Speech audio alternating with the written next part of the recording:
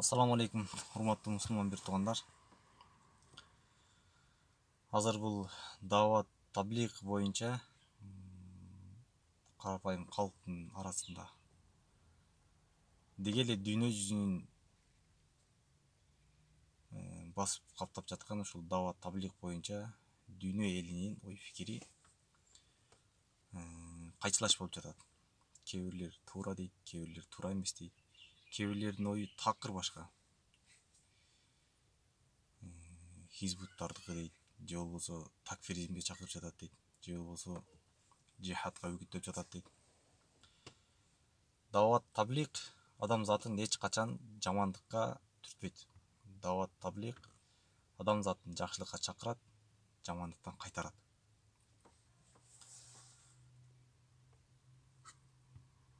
Азыркы күндө YouTube каналында ушул даават таблигти жамандап, алардын артынан туура эмес сөздөрдү сүйлөгөн кандайдыр бир чала илимдүү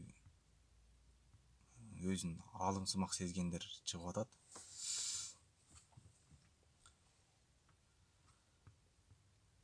Ошол чала илимдүү дааватты мындайча ошол даават ишин кылып жаткан адамдарды жамандаган жарандарга айткым келет. Дааватчылардын бир жакшы сыфаты бар. Ал кайсы сыфат? Дааватчылардын бир жакшы сыфаты эч качан бирөөнү жамандабайт.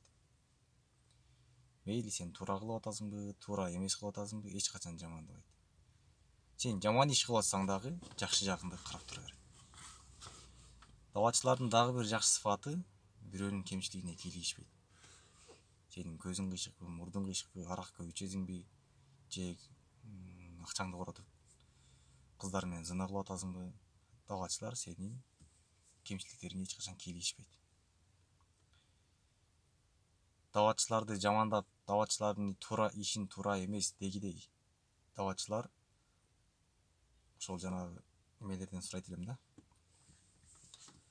Дааватчылар жамандаган кишилергечи.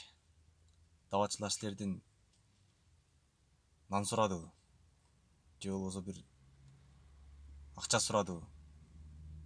Же бир тамак сурадыбы? Не сурады?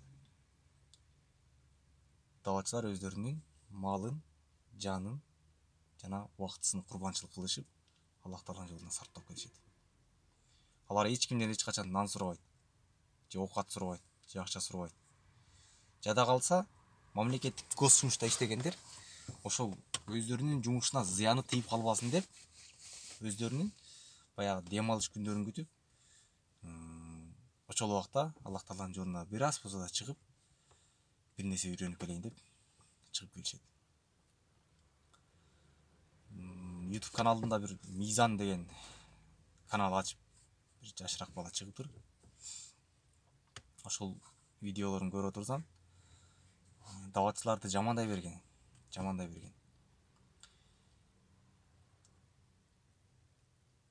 Мейли, сен өзүңдүн ой пикириңде дааватчылардын кылган иши туура эмес экен. Анда сен дааватчыларды жамандаба. Алардын артынан ушак сүйлөбө сен. Сен өзүңдүн ишиңди туура деп өзүңдүн оюңда билсең, өзүңдүн ишиңди кыла берсең. Сен эч ким салафитсиң же нәсилиңе мас тартасың деп айткан жок да.